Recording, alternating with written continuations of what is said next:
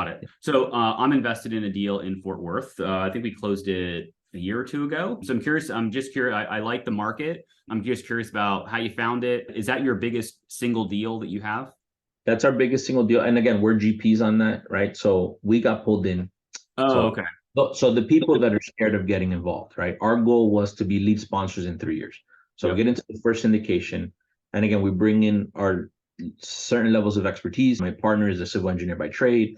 So we come into this deal, we're adding structure, we're giving depth to what's going on. And then, but imposter syndrome, right? I've never done this before. I'm a loser. What am I doing here? Everyone is so smart. And then there's me. But you just do it. Just get in there, ask a question, make a comment, fine. We do that well enough where when we got involved, the turns were budgeted at 14,000. They're spending 21,000. They're supposed to Mhm. take 2 months, they're taking 4 months. And I'm in there and I'm like, I'm a fiduciary for my investors. And I'm like, full stop. Everyone stop. I want to see receipts. Like I want to know what is going on. So we peel it back, rejigger everything, rescope. All right. Now we're at $14,000 in 15 days, right? So we're under budget, under time. So Yeah. when they saw us do that, then automatically we start getting calls about the next deal. Hey, we really love the way you guys handle yourselves here. And we start vetting deals, right? Because we know these people now. We worked a little bit with them. Some things we like, some things we don't. Who do we want to stay around? Who do we not? There was some great deal in Cleveland, but it was just the hold was too long. And as we're doing this, we're talking to investors and we're just getting that list back up to a batch that works well for a syndication. And then we come across Fort Worth, great cash flow market, strong appreciation, great location, all the things that you know that work well about the Dallas Fort Worth area. Yep. And so we pulled the trigger on it. It was tough to get it over the line because while all those conversations are happening, interest rates just continue to skyrocket. Yeah. And You so said you bought it in July. we closed in July. Yeah. Got it. So yeah, you probably got that thing kind of LOI like 2 months prior to that, right? You Yeah, that. we got it. We had, I think by the time we closed, we had 100 and change in built-in equity, right? So it wasn't a bad buy. It wasn't a Yeah. bad buy. That's cash flowing better than we thought, which is great. We're already getting the market rents without doing the full renos. We're just Yeah. make readies. And it's going to be a good deal for us. And I'll be out there in a few weeks just to check the pulse of what's going on. But the partners are there, everyone's on it, so it's good. It's good. Got it. Yeah, no, I like Fort Worth. I think it's a good market. I'm curious about the timing, right? You bought it in was the seller a kind of quote unquote distressed seller or how they found it? He's just tired. He was tired. He wasn't distressed.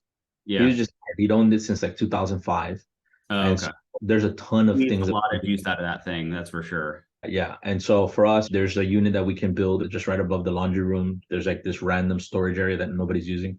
We're gonna put that in. We're gonna create a unit there. We'll gain our NOI will go up, refresh the laundry room, just things, right? Not crazy. It's not a huge capex that we need to do. We're just gonna resurface the parking lot, Yeah. get a little bit better for the tenants. But yeah, people love it, man. The average tenancy there's like 5 years, which Yeah. is great. And as soon as they come online, we're able to rent them out. Helps us just want to push the rents a little bit more. Right now in the winter time, we won't do it as much, but there's always that little bit of room to edge. And then as we add rubs, we'll be in a good spot. Yeah, and that's what the benefit of using a local on-site property manager, because they know the area, they know where the threshold is of how high you can push rents to still stay in that mid to upper 90s occupancy. And so that's always a sweet spot. I'm curious about the First Gen Foundations business itself. Like you mentioned a lot about education and helping. And who is your kind of target audience for that type of business, and what kind of do you provide? I'm just curious because this is the first time meeting you, so I'm curious to learn about that. Yeah, again, we're speaking to the first gen investor, and this is not the first generation American, right? This is the first gen investor. This is someone that's not investing a lot or someone that Got it. only has 401k. It's just we sit there and we give them time. I guess our superpower is that we know that most people don't have someone to explain this to them.